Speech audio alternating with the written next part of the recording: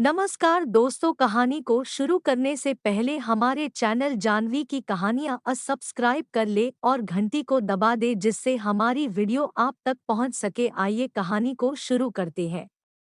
रोजाना रात को जब मैं अपनी पत्नी के करीब जाने की कोशिश करता तो वो कहती कि मैं बीमार हूँ। 1 साल तक तो वो ऐसे ही करती रही। मैं उसकी इन हरकतों से अब परेशान हो चुका था। फिर मैंने सोचा कि मैं इससे बदला लेता हूँ। फिर एक रात मैंने उसके साथ शादी की पहली रात जब मैं अपनी पत्नी के कमरे में जाने लगा तो मेरे दोस्तों ने मुझे रोक लिया और कहने लगे, देख, आज की रात अपनी पत्नी को काबू करके रखना, नहीं तो वो जिंदगी भर तुझे दबाकर रखेंगी। तभी एक दोस्त ने कहा, अरे इससे यह सब कहाँ होगा, ये तो जिंदगी भर उसका गुलाम। मेरे सभी दोस्तों ने मेरा मजाक बनाने में कोई कसर नहीं छोड़ी। बड़ी मुश्किल से अपने दोस्तों से पीछा छुड़ाते हुए मैं बेताबी से कमरे में दाखिल हुआ था, पर कमरे के अंदर के मंजर ने तो मुझे हैरान करके रख दिया। मेरी नई नवेली दुल्हन माधुरी सर तक चादर ताने सो रही थी। शादी का जोड़ा सोफे पर पड़ा था और साथ में जेवरात भी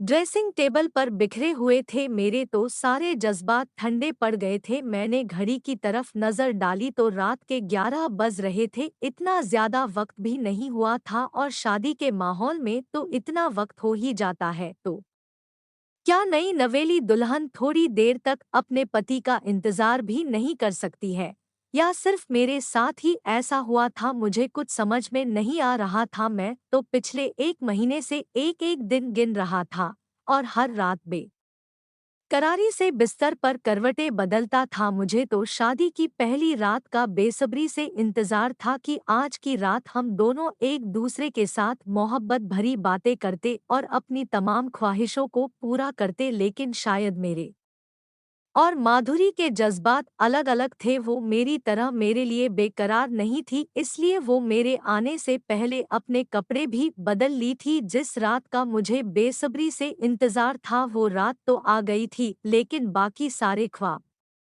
अधूरे रह गए थे। मैं मरे मरे कदमों से माधुरी के करीब आया और उसके चेहरे से चादर हटाई तो वो गुस्से से कहने लगी, क्या मुसीबत है, सोने क्यों नहीं देते? उसकी आंखें बंद थी और वह दोबारा नींद की आगोश में चली गई। उसका चेहरा किसी गुलाब की फूल की तरह खिला हुआ था। उसे देखते ही उसकी मासूमियत से मुझे प्यार आने लगा। मैं खुद को तसल्ली देते हुए सोचने लगा कि अब तो माधुरी मेरी है और जिंदगी की हर रात मुझे उसके साथ ही गुजारनी है। क्या हुआ जो आज की रात वो सो गई। फिर मैं भी कपड़े बदलकर बिस्तर पर सोने को आया तो एक दफा फिर मेरे जज्बात बेकाबू होने लगे और मैंने सोती हुई माधुरी को अपनी बाहों में जकड़ने की कोशिश की, लेकिन मेरी इस हरकत से उसकी आंख खुल गई और वो ऐसे करंट खाते हुए पीछे हटी कि जैसे मैं कोई डरावनी चीज हूँ। उसकी आंखों में खौफ की परछाई साफ दिखाई दे रही थी और मुझे समझ में नहीं आ रहा था कि वो इतनी डरी हुई क्यों है। मैंने प्यार से उससे कहा कि मेरी जान, क्यों परेशान हो रही हो, मैं तुम्हारे साथ कोई जबरदस्ती नहीं करूँगा, तुम सुकून से मेरे पास बैठ तो जाओ। मैंने तो तुम्हें मुंह दिखाई भी नहीं दी। फिर मैंने अंगूठी को डोट माधुरी के हाथों में पहनाना चाहा तो उसने मेरा हाथ झटक दिया। माधुरी का रवैया मेरी समझ से बाहर था। वो मुझसे कहने लगी कि मुझे छूने की भी कोशिश मत करो, मुझे बहुत अजीब लगता है। मैं हैरानी से उसकी तरफ देखने लगा। मैं उसका पति था, कोई गैर नहीं, मेरा उसके ऊपर पूरा हक था। लेकिन मैंने उससे कहा कि परेशान ना हो और सुकून से सो जाओ। मैं अच्छी तरीके से जानता था कि किसी भी लड़की के लिए एक नई जिंदगी में कदम रखना इतना आसान नहीं होता। शायद वह भी इन सब चीजों के लिए तैयार नहीं थी, इसलिए वो मेरे साथ इस तरह पेश आ रही थी।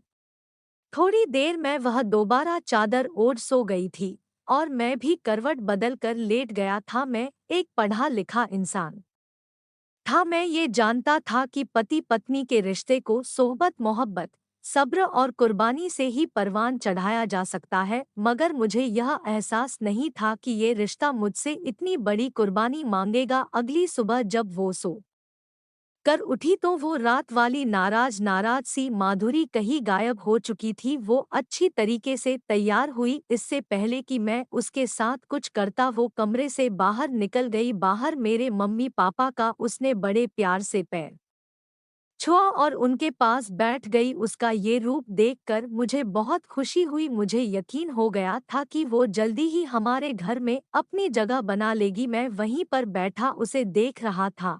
उसके चेहरे की दिलकशी मुझे घायल कर रही थी और मेरा दिल चाह रहा था कि मैं उसे पकड़कर दोबारा कमरे में ले जाऊं। मैं तो उसे ठीक से दुल्हन बने देख भी नहीं पाया था। धीरे धीरे दिन गुजर गए और अगले दिन हमारे रिसेप्शन की पार्टी थी। रिसेप्शन के वक्त स्टेज पर ही मैंने माधुरी के कान में कह दिया कि आज रात वह मेरे आने से पहले अपने कपड़े चेंज ना करे। मैं दिल भर के तुम्हें देखना चाहता हूँ। माधुरी ने मेरी बातों का कोई जवाब नहीं दिया था। वो अपने मौसेरे भाई से बात करने में इस कदर व्यस्त थी कि उसे मेरी मौजूदगी का एहसास भी नहीं था। उन दोनों की आपस में ना जाने क्या बातें चल रही थी, मुझे कुछ समझ में नहीं आ रहा था। रात जब मैं कमरे में दाखिल हुआ तो वो मेरे कहने के बावजूद भी अपने कपड़े बदलकर बिस्तर पर लेट गई थी। मुझे उस पर गुस्सा आ गया। मैं उसका पति था लेकिन उसके दिल में मेरी बात की कोई अहमियत ही नहीं थी। मैंने आगे बढ़कर उसके ऊपर से चादर हटाई और कंधे से पकड़कर उसे हिलाया तो वो आंखें खोलकर मेरी तरफ सवालिया नजरों से देखने लगी। मैंने नरम लहजे में उससे कहा, माधुरी मैंने तुमसे कहा भी था कि तुम मेरा इंतजार करना। तो वो कहने लगी, रमन मुझे बहुत तेज नींद आ रही है, मैं और जाग नहीं सकती। मैंने उससे कहा कि अब जाग ही गई हो तो थोड़ी देर उठकर बैठ जाओ। वह आंखें मलते हुए उठी जैसे कि उसने मुझ पर कोई एहसान किया हो। उसके हसीन चेहरे पर नजर पड़ते ही मेरा सारा गुस्सा झाग की तरह बैठ गया। मेरे लिए अब यह सब बर्दाश्त करना मुश्किल हो गया था। मैंने उसके गालों पर अपनी मोहब्बत की मोहर लगा दी। उसके लिए यह सब एकदम अजीब था। वो घबराकर बिस्तर से उठ खड़ी हो गई और गुस्से से मेरी तरफ देखते हुए कहने लगी, मैंने आपसे पहले ही कह दिया था कि मेरे लिए यह सब कुछ बहुत अजीब है। बेहतर यही होगा कि आप मुझसे दूर रहें। मुझे समझ ही नहीं आ रहा था कि मेरी नज़दीकियों से उसे क्या परेशानी थी। मैंने आगे बढ़कर जबरदस्ती उसका हाथ पकड़ा और उसे खींचकर अपने बराबर में बिठाया तो ऐसा करने से वो फूट फूट कर रोने लगी। मैं घबरा गया था क्योंकि उसकी आवाज़ आहिस्ता आहिस्ता इतनी तेज हो रही थी कि कमरे से बाहर भी जा सकती थी। मैं उसे चुप कराने की कोशिश करने लगा लेकिन वो बार बार बस एक ही बात दोहरा रही थी, मेरे करीब ना आया करे, मुझे बड़ा अजीब लगता है, किसी का भी छूना मुझे अच्छा नहीं लगता। माधुरी के इस तरह की बातों ने मुझे चौंका दिया था। मेरी पत्नी शायद किसी मानसिक बीमारी का शिकार हो गई थी और ये बात मुझे आज पता चली थी।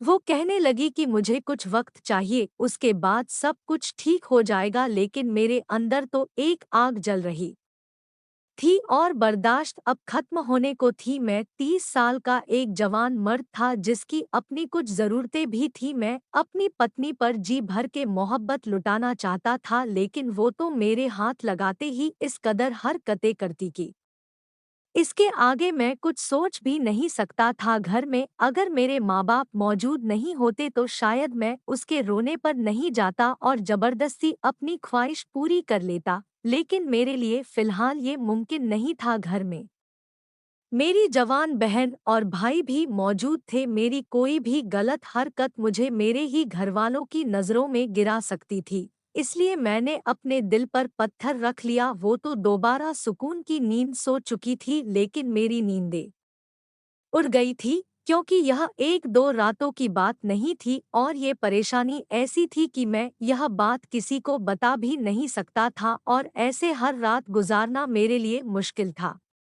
मैंने अब सोच लिया था कि मैं उसे किसी अच्छे डॉक्टर को दिखाऊंगा। लेकिन अगले दिन सुबह वो पहले की तरह ही फ्रेश उठी और नहा धोकर सजने संवरने लगी। मैं बिस्तर पर बैठा उसे ही देख रहा था।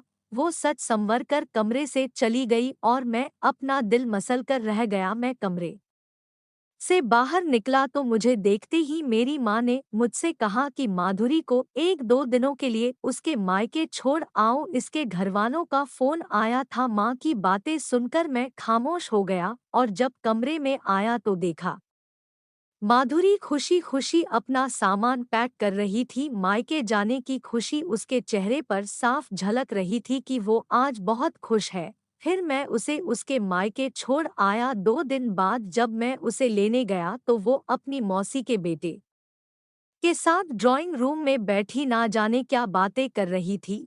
वह दोनों इस कदर करीब होकर बैठे थे कि मैं उन्हें देखते ही हैरान रह गया कि मेरी पत्नी को मेरी वजूद से तो घिन आती है, लेकिन इस लड़के के साथ बैठकर इसे कोई घिन महसूस नहीं होती। मैं माधुरी को लेकर घर वापस आ गया था, लेकिन उसका मेरे लिए वही रवैया बरकरार था। मेरे दोस्त मेरा चेहरा पढ़ चुके थे। वो अक्सर ही मुझसे पूछते कि आखिर तुम इतने चुप चुप क्यों रहते हो, तुम्हारी परेशानी क्या है। अब मैं उन्हें क्या बताता, मेरा दिल पूरी तरह टूट चुका था। हर रात मैं बिस्तर पर पड़ा करवटें बदलता और माधुरी को सोता हुआ देखता। कभी कभी मेरे अंदर की बेचैनी मुझे किसी गुस्ताखी पर मजबूर कर देती। मैं कुछ हरकत करता तो माधुरी रोने लग जाती। सबसे अच्छी बात यह ये थी कि उसका रवैया मेरे घरवालों के साथ बहुत ही अच्छा था। माधुरी ने पूरा घर संभाल लिया था। मेरी माँ तो उसकी तारीफें करते नहीं थकती थी। कभी कभी उसका मौसेरा भाई मेरे घर आ जाया करता तो वो दोनों ड्राइंग रूम में बैठकर घंटों बातें करते। रिश्ते में वो उसका मौसेरा भाई लगता पर उन दोनों की नज़दीकियां कभी कभी मुझे उनके रिश्ते पर शक करने को मजबूर कर देती।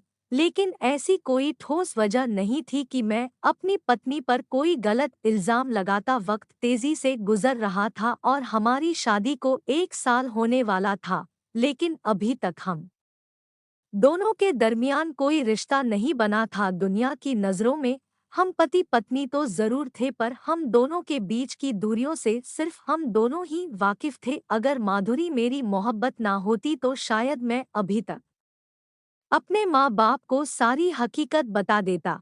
लेकिन मैंने उससे पसंद की शादी की थी और मैं इस रिश्ते को हर कीमत पर निभाना चाहता था। अगले 1-2 दिनों में मेरी शादी की सालगिरह आने वाली थी। शादी के सालगिरह वाले दिन मैंने अपने दोस्त के फार्म हाउस को पूरी तरह सजा दिया था और सोच लिया था कि आज की रात तो हर हाल में माधुरी को पाकर रहूंगा, क्योंकि मैं जानता था कि अपने घर में तो मेरी ख्वाहिशें पूरी हो नहीं सकेगी। इसलिए मैंने अपने माँ बाप को पहले ही बता दिया था कि मैं माधुरी को सरप्राइज देना चाहता हूँ और आज की रात हम अपने दोस्त के फार्म हाउस पर गुजारेंगे। उसे लेकर मैं फार्म हाउस पर निकल गया जो शहर के बाहर था। मैंने माधुरी को नहीं बताया था कि रात हम फार्म हाउस पर गुजारने वाले हैं, क्योंकि मुझे यकीन था कि वह कोई ना कोई बहाना बनाकर टाल देगी।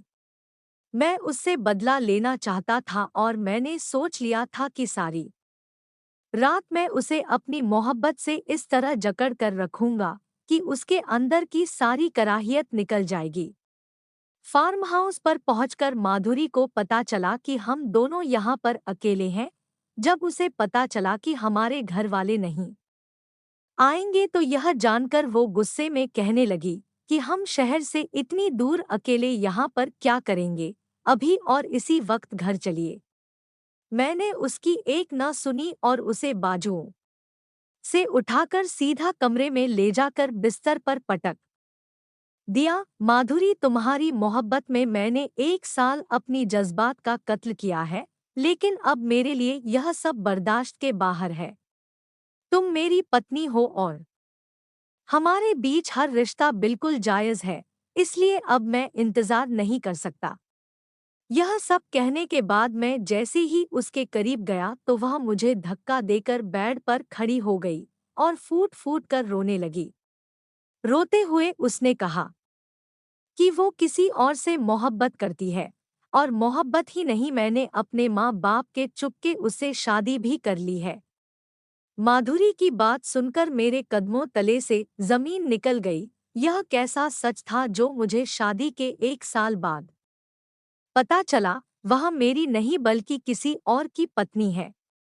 माधुरी ने जिस लड़के से शादी की थी उसका नाम विजय था।